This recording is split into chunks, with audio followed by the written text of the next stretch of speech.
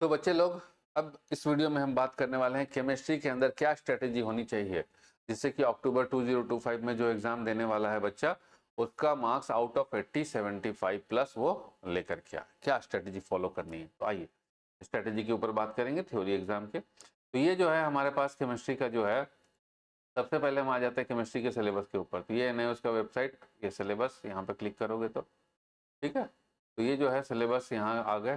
Click करने के बाद यहाँ ये सिलेबस, ये केमिस्ट्री का सिलेबस है, ठीक है। अभी डिस्कस करेंगे। और ये चैप्टर वाइज जो है कितने मार्क्स का कहाँ से आता है वो भी तुमको यहीं से मिल जाएगा। देखो केमिस्ट्री में ये रहा क्वेश्चन पेपर डिजाइन, ये रहा। तो कौन से मॉड्यूल रहता है इसमें, चैप्टर वाइज नहीं रहता, मॉड्यूल वाइज रहता है, उसको डिस्कस कर लेते हैं। तो ये रहा, यहाँ दिया हुआ है। तो आइए अब लेते हैं सिलेबस और उसको डिस्कस करते हैं कि कैसे पढ़ाई करनी है, क्या स्ट्रेटेजी होनी चाहिए। ये सिलेबस हमारे सामने, वही जो तुमको भी दिखाए, सेम सिलेबस अभी यहाँ पर हमारे सामने। अब इस सिलेबस के अंदर अगर हम बात करें, ठीक है, तो कौन सा चैप्टर कितने नंबर का आएगा, कितने नंबर का आएगा, तो यहाँ पर ध्यान दीजिएगा बेटा कि कितने नंबर का आएगा। तो पहले चलो, ये जो है 4 नंबर का हो गया। पहला जो चैप्टर है ये 4 नंबर का, ठीक है बेटा। ये दोनों चैप्टर मिला करके आपके 10 नंबर के, जहाँ भी हमने खोल के दिखाया था ना वेबसाइट से, नहीं उसके सेम वहीं से ले रहे हैं हम।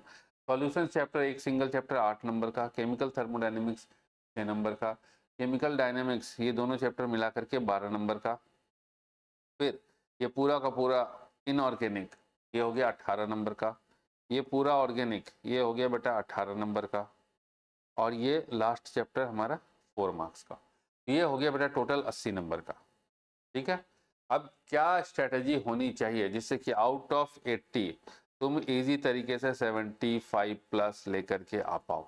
एक सिंगल सब्जेक्ट में 75 प्लस 80 में, प्रैक्टिकल के 20 नंबर आ गए, 20 प्रैक्टिकल के 75 थ्योरी के, तो 95 केमिस्ट्री के अंदर। तो क्या स्ट्रेटेजी फॉलो करनी चाहिए तुम्हें, इसके ऊपर बात करेंगे हम लोग, ठीक है। चलो आओ, अब यहाँ पर देखो कि सबसे पहले क्या है कि बेटा वीडियो लेक्चर्स, सबसे पहले तुमको देखना है लेक्चर्स, ठीक है।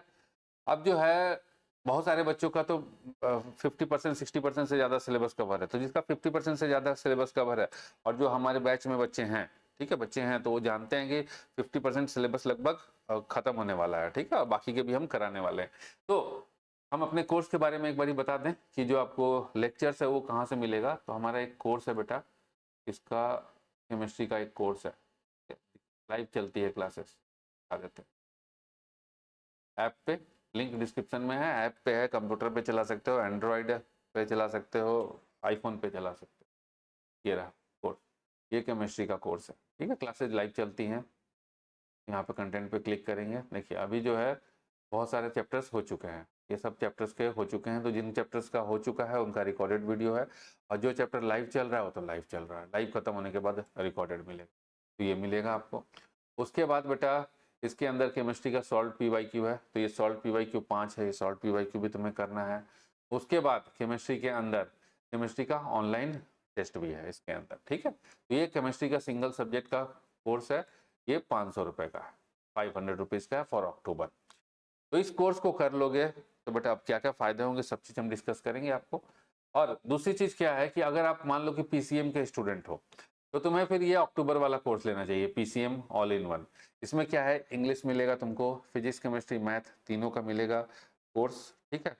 जहाँ अलग अलग कोर्स 500 रुपये का है, वहाँ पर 1500 रुपये में तीनों प्लस इंग्लिश प्लस, यहाँ पर देखोगे तो तुम्हें प्रैक्टिकल के PDF फाइल भी मिल जाएंगे, और प्रैक्टिकल PDF, प्रैक्टिकल का PDF भी मिल जाएगा, देख करके प्रैक्टिकल बना सकते हो एज इट इज, कोई अलग से एक्स्ट्रा पैसा नहीं, ठीक है। तो अगर आप चाहते हो बच्चे कि अच्छा करना, 75 प्लस करना, तो आउट ऑफ 80 तो इस कोर्स को तुम्हें ज्वाइन करना चाहिए। अब आइए प्रॉपर स्ट्रेटेजी के ऊपर बात करें हम लोग।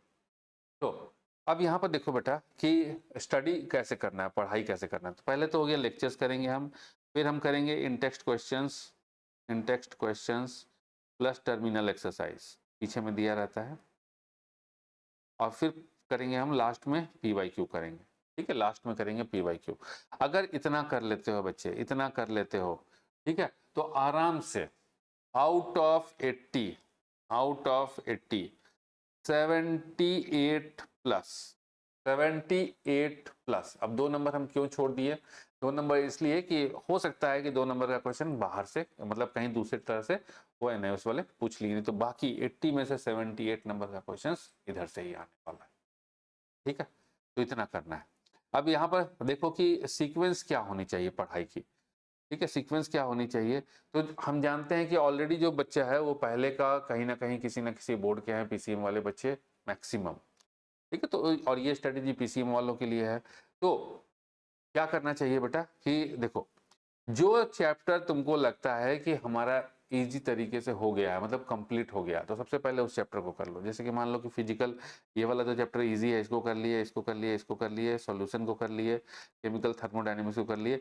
अब इन दोनों चैप्टर्स के अंदर प्रॉब्लम क्या है कि आयोनिक इक्विलिब्रियम और इलेक्ट्रोकेमिस्ट्री समझने के लिए केमिकल इक्विलिब्रियम की रिक्वायरमेंट होगी तुम्हें। फिर ये वाली chapter number 10 spontaneity of chemical reaction, जो ये सब चैप्टर्स नहीं पढ़ना है, इसकी भी रिक्वायरमेंट होगी इन दोनों के लिए। इसकी भी जरूरत होगी, इसकी भी जरूरत होगी, समझना पड़ेगा। ठीक है, तो इसको for the time being last में रखो। तो प्रायोरिटी कैसे बनाओगे बेटा? देखो, ये रख लो 1 नंबर प्रायोरिटी पे, फिर ये रख लो दोनों चैप्टर को 2 नंबर प्रायोरिटी पे, दोनों को सीक्वेंस में कंप्लीट करेंगे। फिर ये 3 नंबर पे रख लो, फिर ये 4 नंबर पे रख लो। ठीक है, और इन दोनों को छोड़ दो, अभी फॉर द टाइम बीइंग छोड़ दो। ठीक है, नो डाउट कि 2 चैप्टर लग रहा होगा कि 12 नंबर का है, लेकिन बेटा 2 चैप्टर 12 नंबर का नहीं है। इन 2 चैप्टर के लिए तुम्हें ये 2 चैप्टर्स भी पढ़ने होंगे। ऐसा नहीं होगा कि हम ये दोनों नहीं पढ़ेंगे और ये हमको पूरा दिमाग में आ जाएगा। ये दोनों 4 चैप्टर 12 नंबर का है। ठीक है, तो उसके बाद यहाँ से आने के बाद सीधा सीधा आप इधर आ जाइए, ये पूरा का पूरा लाइन्स में पढ़िए, एक लाइन से पढ़िए। ठीक है, तो 5 नंबर प्रायोरिटी ये हो गई 5 नंबर पे, 5th नंबर। उसके बाद ये पूरा का पूरा ऑर्गेनिक करो, ये नंबर। बीच बीच में चेंज भी कर सकते हो, मतलब चेंज का मतलब क्या हो गया कि हम इधर से फिजिकल स्टार्ट कर दिए, 1 नंबर इसको कर लिए, फिर इन दोनों को कर लिए, फिर इसको कर लिए, और साइमल्टेनियसली मतलब फिजिकल, ऑर्गेनिक, इनऑर्गेनिक हम एक साथ लेकर चल रहे हैं। कर सकते हो, कोई दिक्कत नहीं है। जैसे कि स्टार्ट किए ये चैप्टर से, इधर इनऑर्गेनिक में स्टार्ट किए ये चैप्टर से, ऑर्गेनिक में स्टार्ट किए ये चैप्टर से, कर सकते हो, ऐसा भी कर सकते हो। और लास्ट में ये वाला चैप्टर कर लेना है 7th नंबर पे, 7 नंबर पे, और 8 नंबर पे इसको रखो, इन दोनों को फाइनल लास्ट में रखो। क्योंकि अगर टाइम बचा, ठीक है जी, अगर टाइम बचा तो फिर उसके बाद इसको एक बार गो थ्रू होकर के फिर इसको पढ़ना, तब जाकर के अच्छे से समझ में आएगा। नहीं तो फिर बेटा wastage of time, that is a wastage of time, कि हम इसको भी देख रहे हैं और समझ ही में नहीं आ रहा। क्यों नहीं समझ में आ रहा है? क्योंकि अब जैसे मान लो कि यहाँ पर गिब्स एनर्जी की बात होगी इलेक्ट्रोकेमिस्ट्री में, गिब्स एनर्जी की, तो गिब्स एनर्जी का डिस्कशन यहाँ पर है कि होता क्या है गिब्स एनर्जी, वो यहाँ पर है। तो इस तरीके से फॉलो करना है। ठीक है बेटा, अब दूसरी चीज क्या है कि ये तो बता दिया हमने बेटा कि 78 प्लस की स्ट्रेटेजी, मतलब 78 लाने के लिए। लेकिन अब क्या है कि 80 में 60 लाने की स्ट्रेटेजी क्या होनी चाहिए? उसके लिए क्या करना है, आप देखो 80 में 60 प्लस लाने की स्ट्रेटेजी क्या होनी चाहिए? ठीक है, तो 80 में 60 प्लस के लिए सबसे पहले जो है बच्चे पीवाईक्यू करो। सबसे पहले आंख मूंद करके पीवाईक्यू करो। जो हमने कोर्स में पीवाईक्यू दे रखा है एज इट इज, उसके क्वेश्चंस और प्लस उसके आंसर छापो। क्योंकि तुम्हें लिखना नहीं आता, जब तक लिखना नहीं सीखोगे कि बोर्ड में मार्किंग कैसे करते हैं, तब तक तुम्हें नंबर नहीं मिलने वाला बोर्ड में। ठीक है, जो पिछली बार गलती कर दिए हो दोबारा वही गलती नहीं करनी है। तो करो वो काम कि पहले पीवाईक्यू करो। ठीक है, और जो हमने बता दिया ना बेटा कि 78 वाला क्या करेगा और 60 वाला क्या करेगा। अब ये 60 वाले की, 78 वाला तो पूरा लेक्चर देखेगा, इन टेस्ट करेगा, पीवाईक्यू करेगा फाइनली। ठीक है, हम मान के चले कि आधा से ज्यादा उसका सिलेबस अगर हमारे बैच में है तो जैसे बता रहे हैं वैसे करेगा बैच के अंदर। उसके बाद जो 60 प्लस वाले हैं, ठीक है, वो क्या करेंगे, वो सबसे पहले पीवाईक्यू करेंगे, फिर समझेंगे कि हमको दिक्कत कहाँ आ रही है। ठीक है, तब तुमको पता चलेगा कि इस चैप्टर में दिक्कत है, इस चैप्टर में दिक्कत है, इस चैप्टर में दिक्कत है। उसके बाद जिस जिस चैप्टर में दिक्कत है उस चैप्टर के लेक्चर्स को उठाओ, उसके इंटेक्स्ट क्वेश्चंस और टर्मिनल एक्सरसाइज को सॉल्व करो। ये तुम्हारा 60% का सिलेबस, 60 प्लस का सिलेबस कवर अप हो जाएगा। उसके बाद टाइम बचता है तो पहले पता है ना कि पहले कर लेना है कि जो हमको आता है, पीवाईक्यू करके पता कर लिए कि हमको क्या आता है क्या नहीं आता है।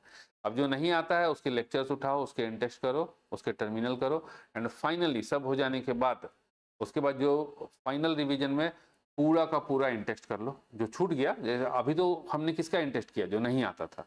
उसके बाद जो आता है उसका भी इंटेक्स्ट करेंगे, उसका भी टर्मिनल एक्सरसाइज को करेंगे। तो ये जो है 60 प्लस से तुम्हारा 78 प्लस पे पहुंच जाओ। ठीक है, इस स्ट्रेटेजी को फॉलो करना है। ठीक है बच्चे, तो ऐसे ही रखोगे और इजी तरीके से इस स्ट्रेटजी को फॉलो करते हुए इजी तरीके से तुम्हारा जो सपना है, अगर 60+ वाले का सपना है, मतलब बहुत ज़्यादा सिलेबस नहीं कवर है, तो इस वाले को टारगेट रखो और अच्छा खासा 50% जो हमारे कोर्स में बच्चे हैं 50% प्लस सिलेबस कवर अप है, तो वो इस टारगेट को और रखें। ठीक है, चलिए ऐसे फॉलो कीजिए, गारंटी है बेटा कि जो तुम्हारा एग्जाम होगा वो बेस्ट बेस्ट होगा।